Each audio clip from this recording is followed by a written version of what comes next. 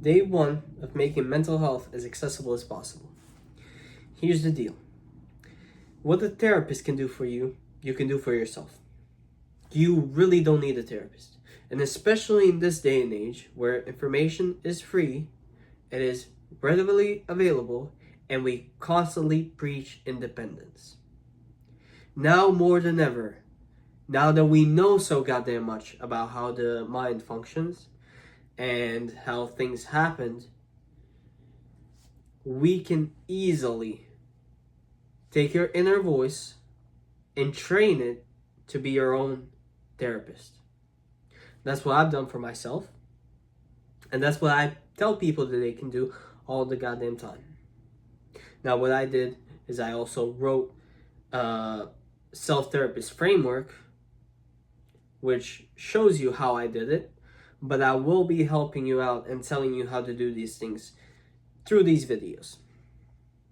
First off, you are extremely valuable, but you have a tendency to undervalue yourself.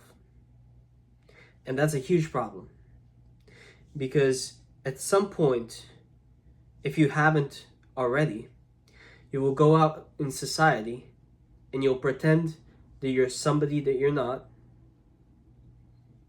just to be around people, a select few of people, in a group that you think is cool or good or something like that. Especially if you're like around my age, so in the 20s, teens, maybe 30s, the former 30s or whatever, doesn't really matter. If you do this, when you lay down in bed at night, you're gonna feel lonely. And the reason that you're feeling lonely, even though you have all these people around you, is because you are not yourself. You're creating a life for a mask, for a persona that you have created. And subconsciously, you know that none of those people that you're surrounded with know the true you. And because of that, you feel lonely. Okay? So, be yourself as advice is extremely good advice. But the problem is, most people don't know how to do that. And the way that you figure out how to do that is by spending time with yourself. So when you're home alone, instead of watching something on TV, watching a movie, a TV show, something on YouTube, scrolling through Instagram, TikTok, social media, doesn't matter, gaming, whatever. Instead of doing all of that, spend some time with yourself. Start journaling. Journaling is extremely good and extremely powerful because it shows you what your thoughts are, and it's slowly gonna introduce you to who you truly are. Because longer periods of time of you putting on a mask and acting like somebody that you're not, you're gonna lose a sense of self. You're gonna forget who you are truly. So you're gonna have to find who that person is. You need to treat yourself like a complete stranger, especially when you're writing or journaling or meditating or whatever. You have to treat yourself like a stranger. That's the first step. Then you have to figure out who you truly are. And it's quite literally like meeting a person. Start from the goddamn beginning. Now, of course, when you meet somebody else, you're not going to start off with like deep conversations about your past and your past trauma or whatever. Don't do that. Start off slow. Tell yourself who you think you are. And then in a few hours, come back to it and add to it because you forgot certain things. And now you remember them, so you want to add. And then you think of a new question and you go back to your journal and you write down that question and you answer that question. and you slowly get to know yourself over a period of time. It might take 2 weeks. I got allergies, by the way, so it's not great. But in about 2 weeks to a month, you can truly get to know yourself. That's our starting point. Okay? When you're writing, also, especially if you're writing, and I do recommend it, write when your emotions are high, when you're truly feeling something strong. When your emotions are strong, write then. Why? Because then you're gonna showcase to yourself your extremes. And knowing where your extremes lie is very important for your future. Okay? But go back to it. Write things down, get to know yourself, and then on top of that, we're gonna start building. You're gonna start improving on top of that. Now, here are some questions that I want you to answer, and I want you to answer them throughout the goddamn month.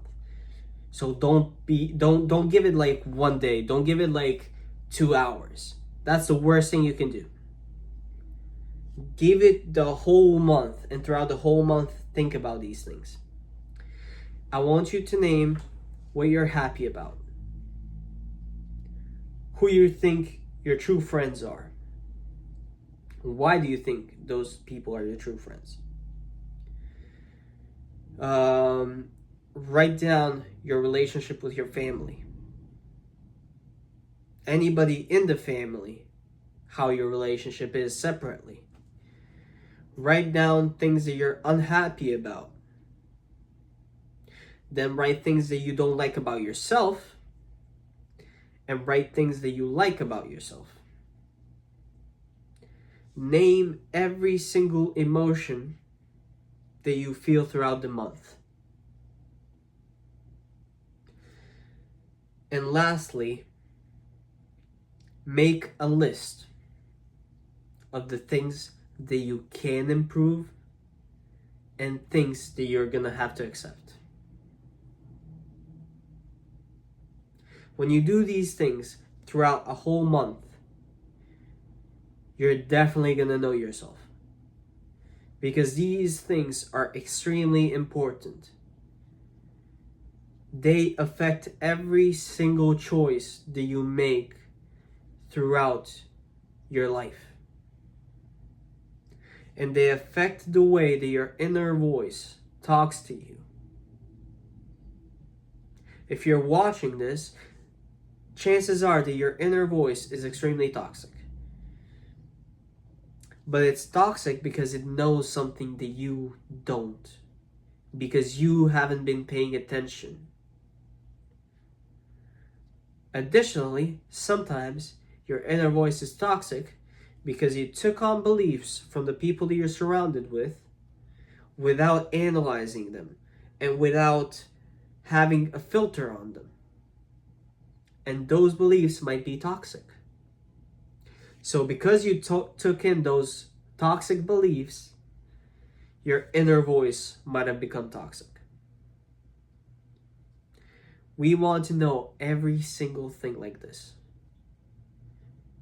And this is your start. This is your baseline. The good thing is that from this point onward, you can only go up. You can only improve. From this point onward, like this is the bottom. You can't go under this. This is your baseline. You can only go up. And we want it to be that way. And you should want it to be that way as well. You owe it to yourself. You need to value yourself more. And time is going to pass anyways. You have decades of life in front of you. You have hundreds, if not thousands of people that you're going to meet and things that you're going to experience in life.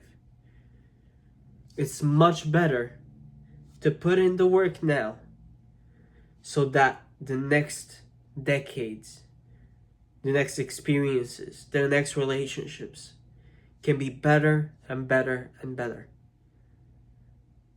And when you're on your deathbed, You're gonna look back at the effort that you put in today, and in the next few months, you're gonna look back and you're gonna think, I'm so glad this happened. I'm so glad I bet on myself. I'm so glad I put in the energy and effort for everything that came afterwards. Your life is like a movie. It's gonna flash before your eyes when you're on your deathbed. Make it worthwhile. You don't want to watch a boring life. You don't want to watch just you working and coming back home where your kids barely know you. You barely know your kids. You barely spend time with them. Same goes with family, same goes with friends. You don't want that on your deathbed.